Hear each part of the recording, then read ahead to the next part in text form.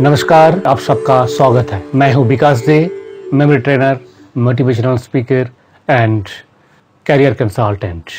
आज का जो टॉपिक है वो है आपको कैसे एश्योर्ड गवर्नमेंट जॉब मिले। गवर्नमेंट जॉब मिलना सबका एक ड्रीम होता है। ड्रीम तो सबका रहता है कि पढ़ाई ख़त्म करने के बाद हमें एक high paid, safe and secure job मिले। आज का दिन में एक्सेप्ट कुछ हाईली क्वालिफाइड टेक्निकल जॉब्स को छोड़ के जो highly paid, safe and secure job वो तो गवर्नमेंट सेक्टर में ही मिलता है। तो आज देखेंगे कैसे हम सिक्योर करें कि आपको भी एक ऐसे जॉब 100% मिले। यस, 100%। हम ये पॉलिसीज़ आपको बताएंगे, वो प्रोसेस आपको बताएंगे जिस प्रोसेस से अगर आप आगे बढ़ेंगे तो आपको भी 100% एक गवर्नमेंट जॉब का एक वैकेंसी आपके लिए तो रहेगा ही रहेगा। आपका नाम का एक वैकेंसी कहीं किसी न किसी एक गवर्नमेंट डिपार्टमेंट में 100% लिखा हुआ, ये आप लिख लीजिए। 2018-19 का जो हायर एजुकेशन काउंसिल का जो रिपोर्ट है, उसका रिपोर्ट का अनुसार सिर्फ 1 करोड़ ग्रेजुएट पास आउट होकर निकला है 2019 में। आप सोचिए, हर साल ऐसे 1 करोड़ पास आउट होकर निकल रहे हैं, जिसमें से केवल मात्र 1 लाख ही वैकेंसीज है। वो भी सब मिला के ग्रुप डी से लेकर के आईएएस लेवल तक, सभी लेवल में टोटल वैकेंसीज 1 लाख।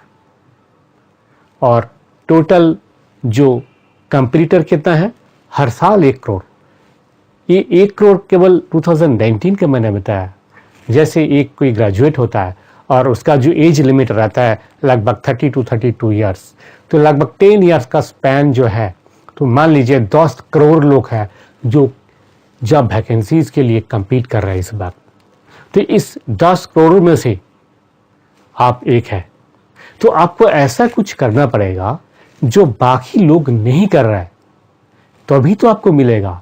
तो इस सबसे पहले हम देखेंगे कि क्या वजह है कि लोगों को गवर्नमेंट जॉब नहीं मिल पा रहा है। हाँ, मिल तो पा रहा है, कुछ लिमिटेड लोगों को ही मिल पा रहा है। उनमें ऐसे क्या है जिसके वजह से उनको एक safe and secure highly paid government job मिल चुका है और आपको नहीं मिल रहा है। सबसे पहले हम ये जानेंगे, फिर जानेंगे कैसे वो प्रॉब्लम्स हम दूर करें। उस प्रॉब्लम अगर आपके सामने आए तो उसको कैसे आप फेस करेंगे, उस प्रॉब्लम को क्रॉस करके आप कैसे बनेंगे एक गवर्नमेंट ऑफिशियल। यस, तो देखते हैं एक एक करके का क्या वो सारे स्टेयर्स है जिसका थ्रू आप सक्सेस का पीक में पहुंचेंगे और आपको मिल पाएगा एक गवर्नमेंट जॉब। यस, तो फ्रेंड्स, अगर आपको एक गवर्नमेंट जॉब पाना है तो जिन पॉइंट्स को आपको जानना जरूरी है, ऐसे 5 पॉइंट्स मैं आज इस वीडियो में आपको बताऊंगा। अगर आपने इस 5 पॉइंट पर अगर गौर किया, इसको अगर आपने अपने लाइफ में इंप्लीमेंट किया, तो आपको एक जॉब 100% मिलेगा ही मिलेगा। तो देखते हैं पॉइंट नंबर 1, वह है scope of government jobs. Government job कौन कौन से डिपार्टमेंट में है, कौन एग्जाम कंडक्ट करता है, कैसे एग्जाम देना है, ये सारे डिटेल्स आपको जानना जरूरी है। देखिए, इंफॉर्मेशन सक्सेस का पहली सीढ़ी है। अगर ये सारी इंफॉर्मेशन आपके पास नहीं होगा तो आप अप्लाई कैसे कर पाएंगे। अप्लाई करने के लिए सबसे पहले आपको जानना होगा कौन कौन डिपार्टमेंट रिक्रूटमेंट करता है। तो सबसे पहले देखते हैं group A gazetted and group B gazetted post. इन पोस्ट के लिए जो ऑफिसर्स ग्रेड का जो रिक्रूटमेंट होता है, गेजेटेड ऑफिसर्स ग्रेड का जो रिक्रूटमेंट होता है, वो करते हैं सेंट्रल गवर्नमेंट का यूनियन पब्लिक सर्विस कमीशन।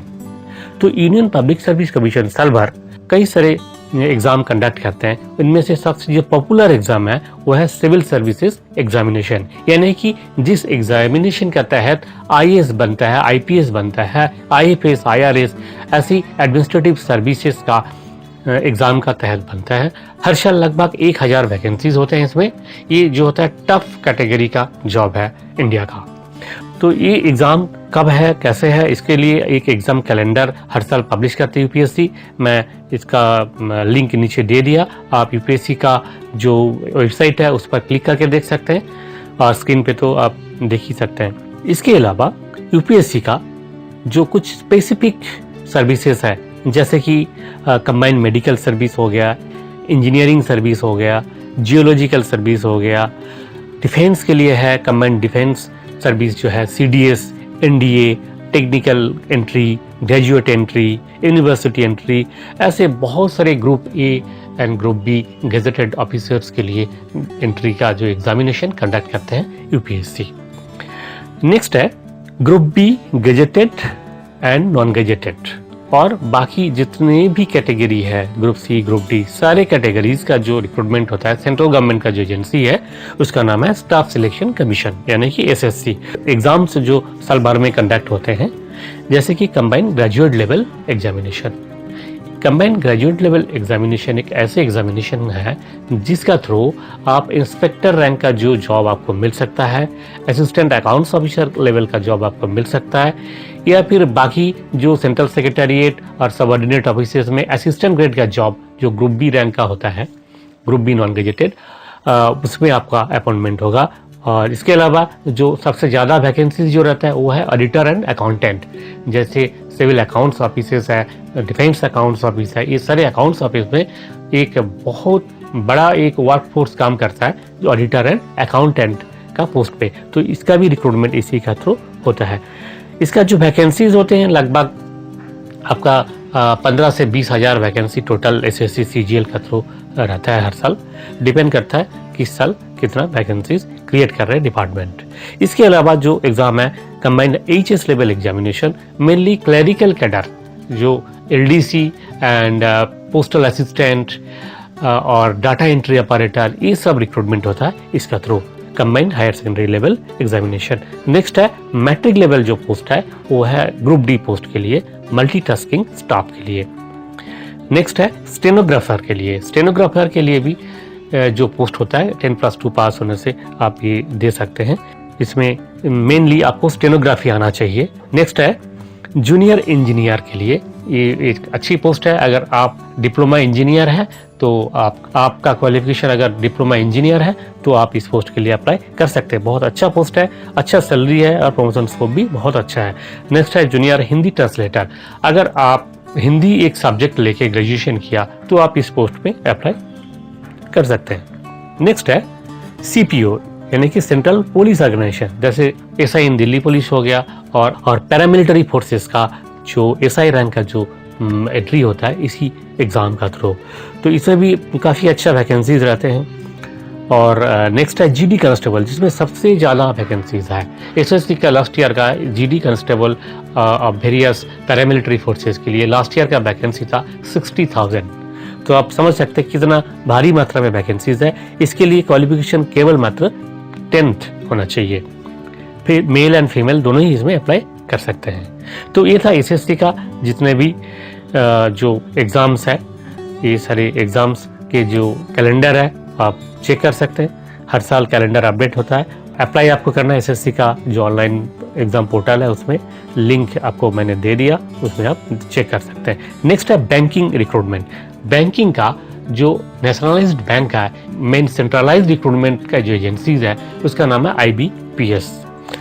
तो आईबीपीएस क्या है, जितना भी नेशनलाइज्ड बैंक है इनके लिए एक बार कंबाइंड रिटन टेस्ट लेते हैं, उसके बाद फिर जो कौन कौन सा बैंक में आपका चॉइस है उस हिसाब से आपको इंटरव्यू भी देना होता है।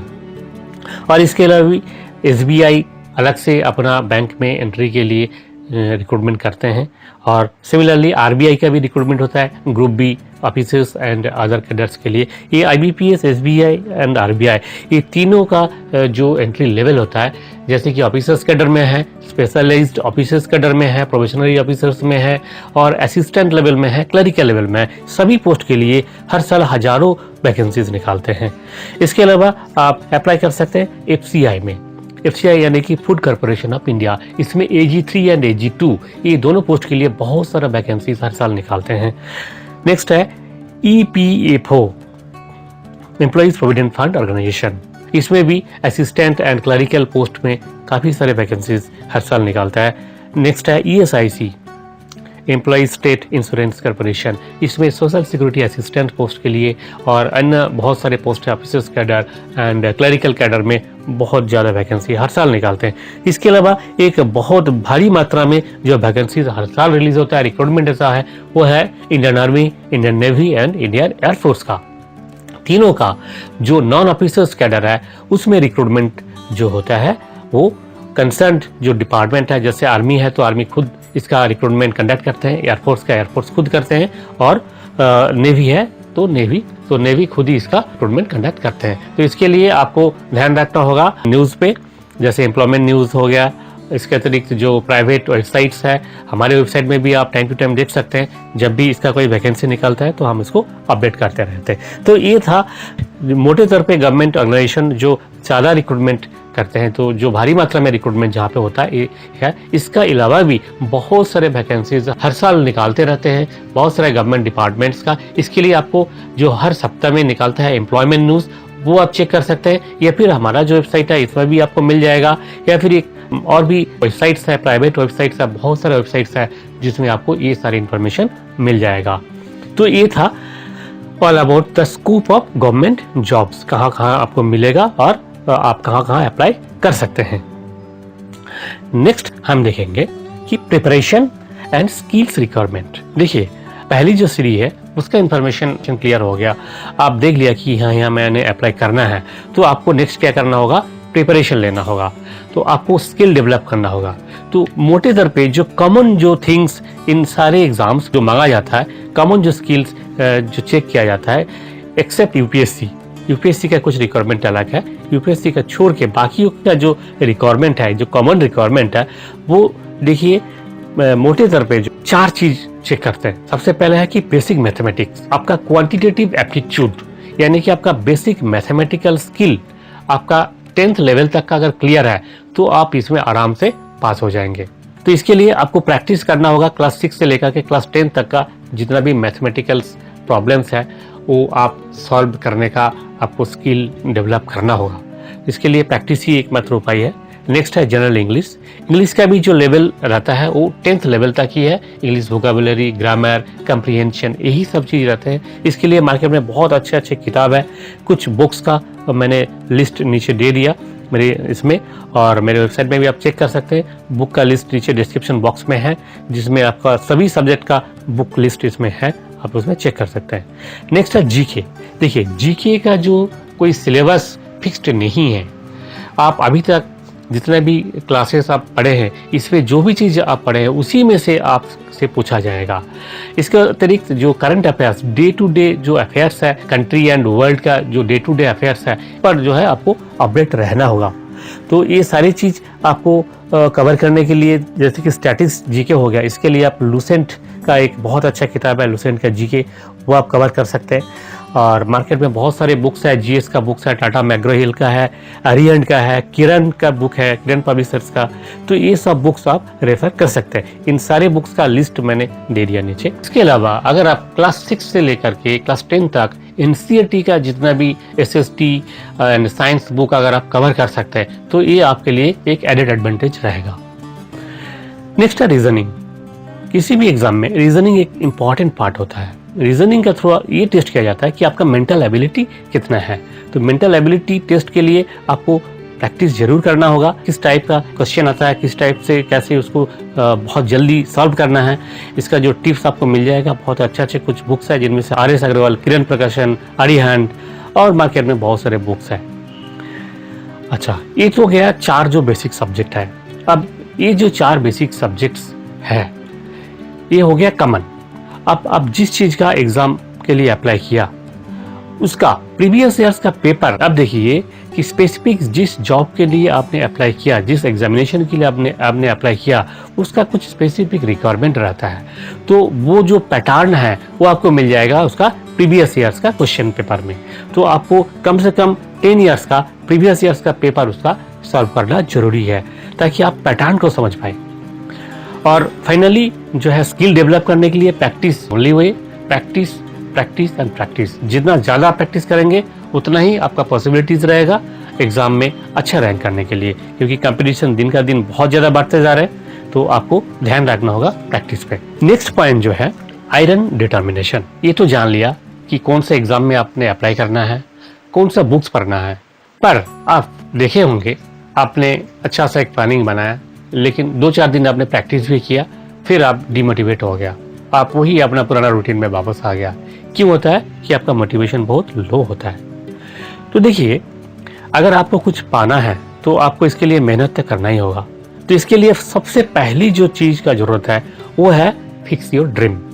अगर आपका ड्रीम आपने फिक्स किया और आप उस ड्रीम के साथ जी रहे, आप जब खुले आंखों में उस ड्रीम को, दिन का सूर्यालोक में आप उस ड्रीम को आप देख पा रहे, तो समझ लीजिए कि आप उसी के लिए जी रहे हैं। और जब आप एक बार ड्रीम के लिए जीना सीख गए होंगे तो आपको उसके पाए बिना आप जी नहीं सकते।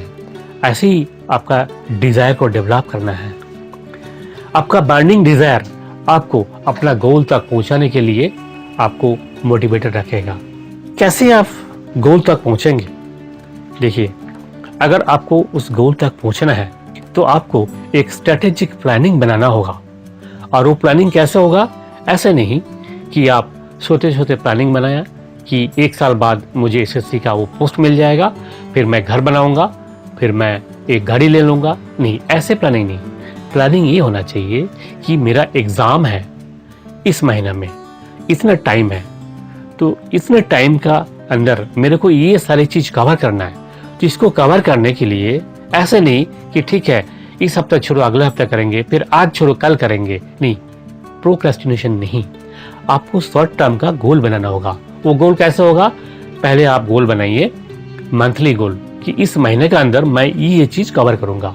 फिर आप बनाइए वीकली गोल, 1 महीने का जो मेरा टारगेट है इसको पूरा करने के लिए इस हफ्ते में मैं ये चीज मैं पढ़ लूंगा, ये चीज मैं सीख लूंगा।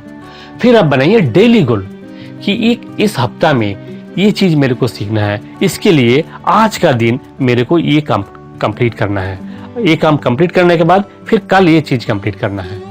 और देखिए, ध्यान में रखना, आप ये सारे चीज स्ट्रैटेजिक प्लानिंग किया, गोल सेटिंग किया, उसके बाद अगर आप ये सोचते हैं ठीक है आज छोड़ो, आज का काम कल करेंगे, कल किसने देखा? कभी भी प्रोक्रेस्टिनेशन को अपने जिंदगी में लाने नहीं देना। अगर आप आज का काम आज खत्म किया तो आप देखेंगे ऐसे छोटे छोटे जो टारगेट से बड़े टारगेट बनता है। छोटे छोटे गोल को जब आप अचीव कर लेंगे तो अपने आप लॉन्ग टर्म गोल अचीव हो जाएगा। तो ऐसे बोलना तो आसान है, बट मोटिवेटेड रहना बहुत मुश्किल है ना? देखिए, अगर आपका ड्रीम है, आपके अंदर बर्निंग एक डिजायर है, तो आप मोटिवेटेड रहोगे, क्योंकि आपका बर्निंग डिजायर, आपका जो इच्छा, तीव्र इच्छा है, आपको मोटिवेटेड रखेगा।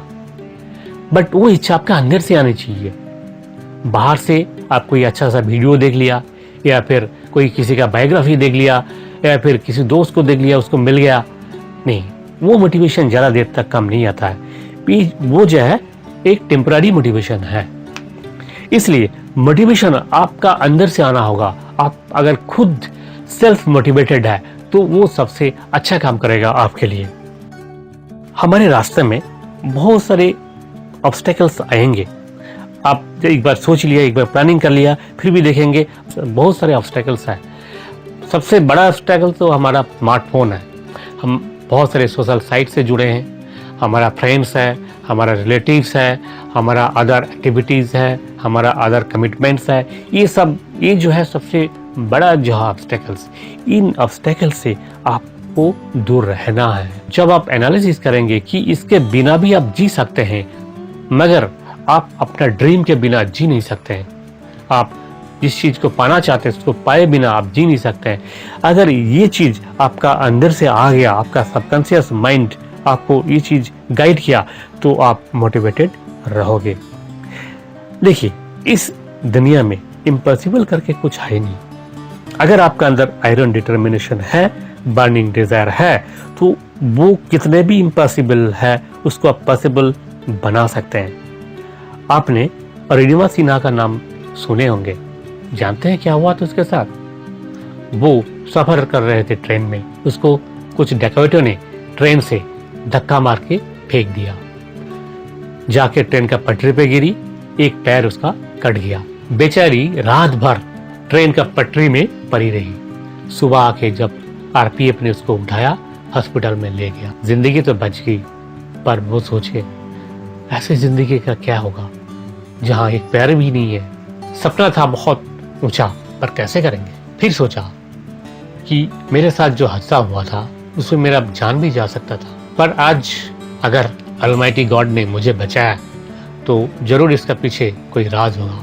उस लेडी ने हॉस्पिटल का बेड में ये तय कर लिया कि अगर मैं जिंदा रहूं तो एक एम के लिए जिंदा रहूं, और वो एम ये होगा कि मुझे एवरेस्ट चढ़ना होगा। अब सोच लीजिए, जिसका एक पैर ही नहीं है उन्होंने एम बनाया एवरेस्ट चढ़ने का। और आप जानकर आश्चर्य हो जाएंगे, ये लेडी केवल एवरेस्ट नहीं, दुनिया का 7 कॉन्टिनेंट्स का जितने भी हाईएस्ट पीक है, ये 7 पीक में वो चढ़े हैं। 7 peaks, she climbed all the 7। तो आप इससे समझ सकते हैं, नथिंग इज इम्पॉसिबल। इम्पॉसिबल बोल के इस दुनिया में कुछ है ही नहीं, अगर आप में आयरन डिटर्मिनेशन है तो। नेक्स्ट पॉइंट है optimum use of your brain. इस दुनिया में जब हम आए हैं, हम सबको भगवान ने एक जैसा ब्रेन दे के भेजा। साइंटिस्ट ने ये प्रूव किया कि जब एक बच्चा जन्म लेता है तो उनका जो ब्रेन का साइज, शेप एंड फंक्शन जो होता है सब में बराबर होता है, कोई फर्क नहीं होता है। डिफरेंस केवल उनका नर्चरिंग में होता है, कैसे वो पालते हैं उसके ऊपर डिपेंड करता है उनका आगे की एक्टिविटीज। पिछले शतक के महान साइंटिस्ट आइंस्टाइन ने अपना ब्रेन का केवल मात्र 10% ही यूज कर पाए थे, और हम एवरेज पीपल जो है केवल मात्र 5% ही यूज कर पाते हैं। अब सोचिए, अगर हम कुछ और परसेंटेज अगर बढ़ा पाते हैं, 5 के जगह में 7 या 8% बढ़ा पाते हैं, तो कितना सक्सेस अचीव करना था, है ना? आप जितना इस ब्रेन का यूज कर पाएंगे उतना ही जिंदगी में ज्यादा अचीव कर पाएंगे। सो हमें ये सीखना होगा कि कैसे ज्यादा से ज्यादा हम अपने ब्रेन को यूज कर पाए। देखिए, हम लोग किसी इंफॉर्मेशन को लर्न करने के लिए, समझने के लिए, कंसेप्ट को डेवलप करने के लिए घंटों तक स्पेंड करते हैं। कोई लंबा लिस्ट को लर्न करने के लिए 2 दिन 3 दिन लगा देते हैं। उसके बावजूद क्या होता है, एग्जाम हॉल में जाके 50% भूल जाते हैं। ऐसे क्यों होता है? ऐसे इसलिए होता है कि हमारा जो मेमोराइज करने का तरीका है वो रंग है। हम अपना ब्रेन को सही से यूज नहीं कर पा रहे। हम इसको पढ़ तो रहे हैं, बट वो हमारा ब्रेन में रिकॉर्ड नहीं हो रहे, हमारा मेमोरी में रिकॉर्ड नहीं हो रहे। तो हमें कुछ टेक्निक सीखना होगा जिससे कि हम केवल मात्र एक बार पढ़कर किसी भी चीज को समझ सकते हैं, रिमेम्बर कर सकते हैं, मेमोराइज कर सकते हैं, और वो जब जिस कंडीशन में भी हम रिमेम्बर करना चाहें वो सारी चीज रिमेम्बर हो जाए बिल्कुल करेक्टली, विदाउट एनी एरर। तभी हम आज का दुनिया में compete कर पाएंगे।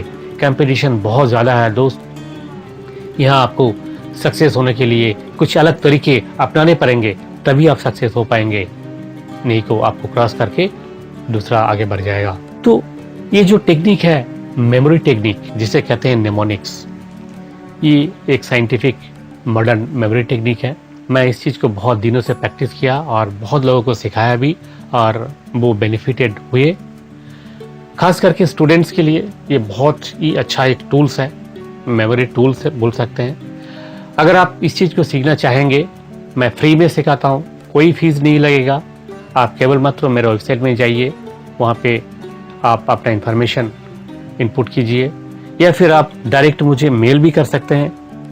मेरा मेल आईडी जो देख सकते हैं यहाँ पे लिखा हुआ है, तो आपको फ्री ऑफ कॉस्ट में इसका ट्यूटोरियल मिल जाएगा। ओके, नेक्स्ट है changing your belief system. Friends, अगर आप ये बिलीव करते हैं कि आप शक्तिमान हैं, अगर आप अपना अंदर से आप मानते हैं कि आप शक्तिमान हैं, तो वाकई आप एक दिन शक्तिमान बनेंगे। अगर आपको लगता है कि मैं वीक हूं, मैं लाचार हूं, आप कभी नहीं खड़े हो पाएंगे। आप वीक ही बनते जाएंगे, आप वीक और ज्यादा वीक बनते जाएंगे। देखिए, हमारा लाइफ को, हमारा पर्सनालिटी को, हमारा एक्टिविटीज को जो ड्राइव करता है वो है हमारा सबकॉन्शियस माइंड। एक इंसान का पर्सनालिटी उनका सबकॉन्शियस माइंड का एक्सप्रेशन है। तो आपका सबकॉन्शियस माइंड को आपने अगर ये सिग्नल दे दिया कि मैं वीक हूं, वो कोशिश करेगा आपको और ज्यादा वीक बनाने के लिए। और अगर आपने उस सबकॉन्शियस माइंड को ये सिग्नल दिया कि मैं शक्तिमान हूं, मैं कर सकता हूं, तो आपका सबकॉन्शियस माइंड सारी दुनिया का जितने भी ताकत है वो लगा देगा आपको सक्सेस बनाने के लिए। वो सारे तरीके ढूंढेंगे जिससे कि आप वो काम सफल कर पाए। तो इसे कहते हैं बिलीफ सिस्टम। एक छोटा सा एग्जांपल अगर देंगे तो आप इसको बेहतर समझ पाएंगे। हाथी का बच्चा जब जन्म लेता है तो बहुत दुष्ट होता है। माहौत क्या करते हैं, उसका मूवमेंट को कंट्रोल करने के लिए एक पतला सा रस्सी से उसको बांध के रखता है खोटे में। बच्चा बड़ा होता जाता है, एक दिन वो पूर्ण रूप से हाथी बन जाता है। पर वो हाथी उस रस्सी को तोड़ के कभी नहीं निकाल पाता है, कभी नहीं भाग जाता है। क्यों? चाहे तो छोटा सा एक झटका में उस रस्सी को तोड़ सकता है, पर वो ऐसे नहीं कर पाते। क्यों जानते हैं? वो इसलिए नहीं कर पाते हैं, वो बचपन से बिलीव करते आए कि मैं इस रस्सी को नहीं तोड़ सकता हूं, और उनका सबकॉन्शियस माइंड उन्हें यही बताते आते, भाई तू इसको तोड़ के नहीं जा सकता, ये तेरी बस की बात नहीं है। ये है बिलीफ सिस्टम।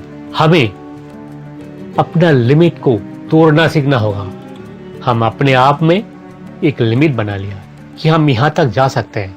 हाँ, मेरा जन्म यहाँ हुआ है, मेरा परिवार का ये बैकग्राउंड है, मैं यहाँ आज तक ये सीख कर आया हूँ, मैं आज तक एजुकेशन का ये रिजल्ट अचीव किया हूँ, तो मैं ज़्यादा से ज़्यादा एक पियोन बन सकता हूँ या ज़्यादा से ज़्यादा एक क्लर्क बन सकता हूँ। ये लिमिट आपने बना लिया, इसका भी एक बेसिस है, इसका भी एक आपका लॉजिक इसके पीछे है। ऐसे आपका बिलीव बना आपका एक्सपीरियंस से, आपका ओन लाइफ एक्सपीरियंस से बना है, दूसरे का एक्सपीरियंस से बना हुआ है। पर ये ट्रू नहीं है। इस दुनिया में किसी के लिए कोई भी चीज इम्पॉसिबल नहीं है, और इस दुनिया में अचीवमेंट का कोई लिमिट नहीं होता है। दोस्त, अगर ऐसे होता तो वरुण बरनवाल, आप जानते हैं, एक साइकिल रिपेयर करने वाला था, वो आईएएस है, आज डिस्ट्रिक्ट मजिस्ट्रेट है किसी जगह पे। अंसार शेख, जिसके फादर एक ऑटो रिक्शा पुलर है, गरीब बेचारा पढ़ने के लिए स्कूल का फीस नहीं दे पाते थे, आज डिस्ट्रिक्ट मजिस्ट्रेट है, आईएएस बना है। क्या बताएंगे आप? वो तो सोच सकते थे कि मैं इतना गरीब घर का हूं, मेरे पास पैसा नहीं है, तो मैं कैसे बन पाऊंगा? क्या कि भगवान ने उनको अलग से ब्रेन देके भेजा है? ऐसे कुछ भी नहीं। उन्होंने अंदर से सोचा होगा, उन्होंने अंदर से ये विश्वास किया कि मैं एक इंसान हूं, भगवान ने यहाँ पे मुझे भेजा है, तो मैं कुछ भी कर सकता हूँ। I am the part of the God, मुझ में अनलिमिटेड पावर है, मैं केवल उस पावर को इस्तेमाल करना सीखूंगा। और दोस्त, अगर आप किसी दिन उस अनलिमिटेड पावर को इस्तेमाल किया तो आप कुछ भी कर सकते हो। इस दुनिया का कुछ भी आप हासिल करने में कामयाब होंगे, मैं बता रहा हूं, आप कामयाब होंगे। पर बात वहीं पे आ गया ना कि कैसे आप वो बिलीफ सिस्टम को चेंज करेंगे, कैसे आप उस लिमिट को क्रॉस करेंगे, है ना? देखिए, जिस तरह से आपका बिलीफ सिस्टम बना है, धीरे धीरे उसी तरह से धीरे धीरे आपका बिलीफ सिस्टम को तोड़ना भी होगा। पर बिलीफ सिस्टम को तोड़ने से आपका तो पूरा बिलीफ ही टूट पड़ेगा। मान लो बिलीफ सिस्टम एक छत है और उसका 4 पिलर है, अगर उस पिलर को तोड़ देंगे तो आपका बिलीफ टोटली गिर जाएगा। ऐसे भी नहीं होना चाहिए। हम क्या करेंगे, आपका जो फॉल्स पिलर है, बिलीफ का जो फॉल्स पिलर आपने एक एक ईंटा जोड़कर बनाया, वो फॉल्स पिलर को रिप्लेस करना होगा ट्रू पिलर देके। आप आज तक सीख के आए, आप नहीं कर सकते हो, पर आज से आपको ये सीखना होगा, आपको ये मानना होगा, आप कर सकते हैं, इट्स पॉसिबल। ऐसे धीरे धीरे एक एक करके ट्रू बिलीफ का पिलर बनाएंगे, फिर तैयार होगा ट्रू बिलीफ सिस्टम। इसका जो डिटेल प्रोसेस है, इसके लिए एक वीडियो हम अपलोड करेंगे थोड़ी दिन में। आप उसमें जान पाएंगे कैसे हम अपना बिलीफ सिस्टम को चेंज करें। तो फ्रेंड्स, ये था 5 पॉइंट्स। फाइनली मैं आपसे ये सजेस्ट करूंगा कि आपके अंदर हमेशा एक विन विन सिचुएशन आपका मन में होना चाहिए। आप हमेशा ये सोचें कि हम इसको कर पाए। आप कभी ये मत सोचिए अगर नहीं हुआ तो, अगर नहीं पाया तो, अगर नहीं हुआ तो। नेगेटिविटी को अपने अंदर से पूरा निकाल दीजिए, पॉजिटिविटी लाइए, पॉजिटिविटी लाइए। देखिए, आप जो चीज सोचेंगे वो धीरे धीरे आपका सबकॉन्शियस माइंड में एक इमेज बनते जाता है। अगर आप अपने अंदर विनिंग का भावना, विजय के भावना ग्रो करेंगे तो आपका सबकॉन्शियस माइंड भी आपको सपोर्ट करेगा विजय प्राप्त करने के लिए, और फाइनली एक दिन आप अपना सक्सेस को अचीव कर लेंगे। तो फ्रेंड्स, आपने देखा होगा वो सारे पॉइंट्स, जिस पॉइंट्स आपको ये एश्योर करता है कि आपको भी एक गवर्नमेंट जॉब मिले। तो एक एक करके जो पॉइंट्स मैंने बताया इस वीडियो में, उस पॉइंट्स को अगर आप गौर करेंगे तो मैं आपको दावे के साथ कह सकता हूं, आपको 100% एक गवर्नमेंट जॉब कहीं ना कहीं किसी न किसी डिपार्टमेंट में मिलेगा ही मिलेगा। तो आज का वीडियो में आपने जो भी जाना, जो भी आपने एक्सपीरियंस किया, इसका रिलेटेड कोई भी क्वेश्चन हो, कोई भी क्वेरीज हो, आप जरूर कमेंट बॉक्स में लिखिए। तो हम कोशिश करेंगे आपका जो क्वेरीज है उसको जवाब देने के लिए। धन्यवाद। फिर मिलेंगे अगले वीडियो में, फिर किसी एक ऐसी टॉपिक में जो आपके लिए होगा 100% कारगर। Thank you. जय हिंद, जय भारत।